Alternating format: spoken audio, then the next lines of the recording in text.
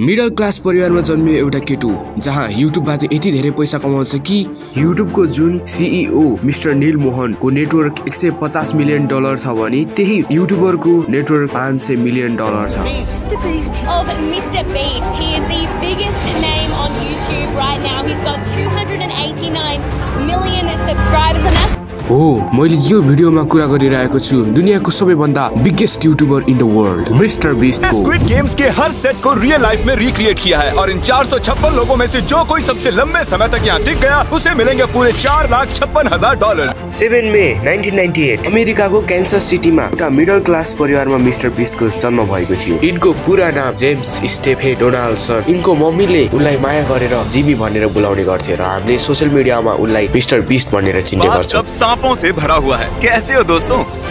अगर तुम में से कोई भी इस टब में बैठेगा।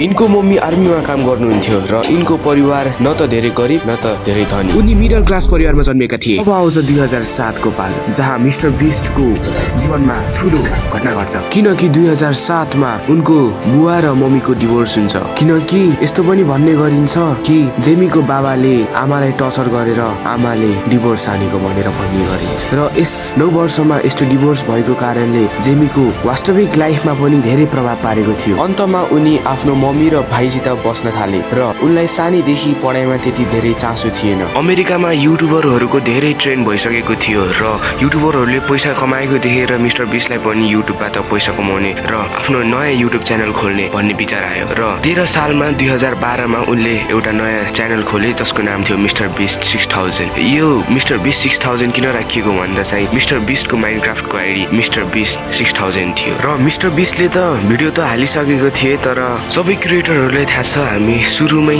युट्युब खोल्ने बित्तिकै हामीलाई सफलता मिल्दैन र मिस्टर बीस्टलाई पनि त्यही भएको थियो। उनले 5 वर्ष जति लगातार भिडियो अपलोड गर्दै गरे एल्गोरिदमलाई बुझ्न कोसिस गरे र आफ्नो भिडियोलाई अझै इम्प्रुभ र राम्रो बनाउने कोसिस गरे। त्यसैले उनलाई अहिले एल्गोरिदमको ह्याकर पनि भन्ने गरिन्छ।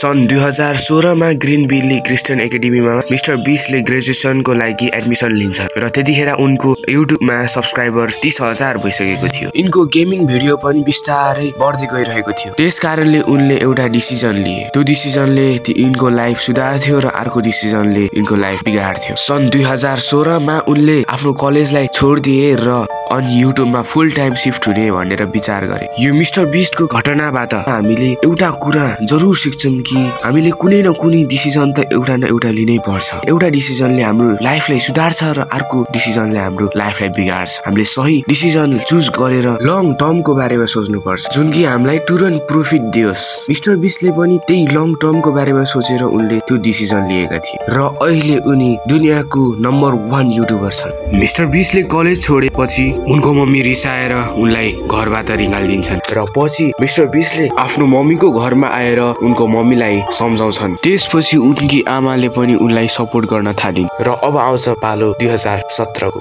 जहाँ मिस्टर बीस्टले 5 वर्षसम्म कन्टेन्टलाई इम्प्रुभ गरेका थिए र अब मिस्टर बीस्टले जनवरी 2017 मा उनले 0 देखि 1 लाख सम्म गन्छन् र त्यो भिडियो बनाउनको लागि उनलाई 40 घण्टा लागेको थियो र उनले त्यो भिडियो फास्ट स्पिडमा गरेर उनलाई त्यो 24 घण्टाको भिडियो बनेको थियो र त्यो भिडियो यति धेरै भाइरल भयो कि अमेरिकामा उनको सब्स्क्राइबर 1 मिलियन पुग्छ र 6 नोभेम्बर 2018 मा चाहिँ उनको सब्स्क्राइबर 10 मिलियन सब्स्क्राइबर हुन्छ र 8 जनवरी 2019 मा 20 मिलियन सब्स्क्राइबर हुन्छ। हजुरहरूले देख्नुभयो होला कि 2018 मा यी मिस्टर बीस्टको च्यानल धेरै ग्रो भएको थियो। यो किन भयो भन्दा चाहिँ त्यो टाइममा चाहिँ टी सिरिज र प्युडिपाईको चाहिँ कम्पिटिसन चलिरहेको थियो सब्स्क्राइबरमा र मिस्टर बीस्टले त्यही ट्रेन्डलाई बुझेर उनले प्युडिपाईलाई सपोर्ट गर्न थाले र सब टु प्युडिपाई भनेर पनि च्यारिटीहरू पाडे। त्यसकारणले प्युडिपाईको ऑडियन्स मिस्टर बीस्टलाई पनि मन पराउन थाले। त्यसपछि अब आउँछ 2019 को पालो जहाँ मिस्टर बीस्टले एउटा भिडियो अपलोड गर्छन् I open a free bank जसमा आरोप लाग्छ कि उनको ऑडियन्सले यसले नक्कली पैसा युज गर्छ भन्ने आरोप लाग्छ र उनले पछि गएर यसको डाउट क्लियर गरिदिन्छन् र पछितिर युट्युबले पनि भनिदिन्छ कि युट्युबबाट धेरै पैसा कमाउने व्यक्तिको नाम मिस्टर बीस्ट हो भने। अनि यो सब देखेर संसारको सबै क्रिएटरहरू मिस्टर बीस्ट तिर आकर्षित हुन थाले र अनि पछि गएर उनले आफ्नो कन्टेन्टलाई इम्प्रुभ गर्छन् र आफ्नो टिमलाई बिल्ड गर्छन् र अहिले उनीसित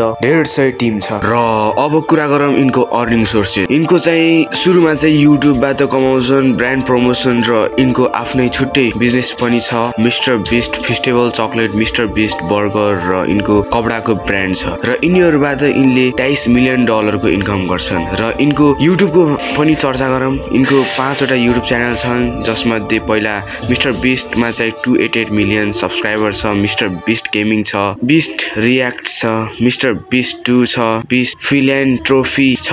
यो युट्युब च्यानलबाट इनले $10 मिलियन पैसा कमाउँछन् र इनले धेरै पैसा कमाउँछन् यो सबैबाट गर्यो भने। र यही थियो मिस्टर बिस्टको कहानी, कसरी उनी मिडल क्लास परिवारबाट दुनियाँकै बिगेस्ट युट्युबर बने। आशा छ यो भिडियो हजुरलाई मन पर्यो होला। यदि मन पर्यो भने हजुरले यो भिडियोलाई लाइक शेयर सब्स्क्राइब गरिदिनु होला र कमेन्टमा हजुरलाई यो मिस्टर बिस्टको कहानी कस्तो लाग्यो कमेन्टमा लेखिदिनु होला। धन्यवाद।